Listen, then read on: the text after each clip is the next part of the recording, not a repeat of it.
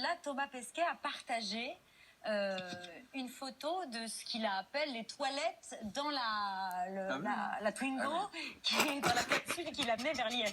Ça a hyper intrigué tous les internautes. C'est l'une de ces photos qui a fait les plus réagir.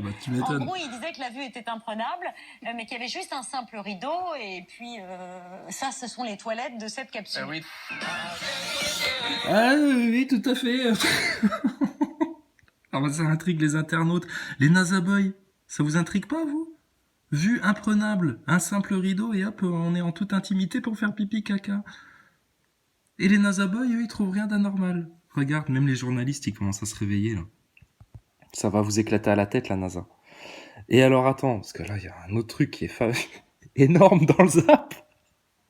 Je suis désolé, hein, mais... Oh là là là là là là. Dans la navette spatiale, pour bien centrer sur les toilettes, il y a une caméra au sol dans le simulateur qui filme l'anus pour apprendre à bien centrer sur le siège. Donc vous êtes aidé C'est technique, mais c'est important. Je trouve ça incroyable Oh, c'est incroyable. Comment il y a Jean-François Clairvoy, là. Mais punaise, mais vous en avez pas marre d'inventer des bobards comme ça? Mais c'est grossier, dis donc, on dirait des grands enfants, là. D'où elle sort cette caméra qui te filme l'anus, une caméra au sol et tout? Mais on n'a jamais vu ça dans les présentations de la station ISS. Mais quelle énorme connerie. Mais il est trop fort, ce mec. Tout le monde rigole, hein. Les NASA Boys, vous avez une explication? Et Stardust, tu nous as jamais parlé de cette caméra qui te filme l'anus pour bien viser le trou en apesanteur? Oh là là là là. C'est une catastrophe. Une catastrophe, le spatial. Alors, le zapté. Qu'est-ce qu'ils nous disent encore sur la station spatiale? Ah ouh, attention! Ouh là là, tu t'es pas accroché à tes câbles, toi non plus, toi. T'as glissé. C'est un festin.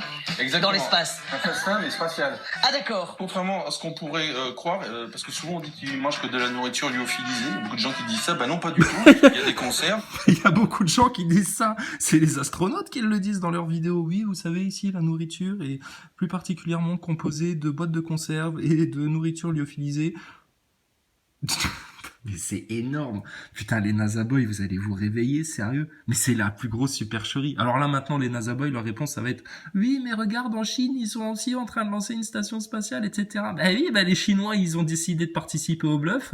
C'est global, vous comprenez? C'est global. On en a rien à foutre que tu sois chinois, américain, canadien, français, anglais, allemand, russe, peu importe.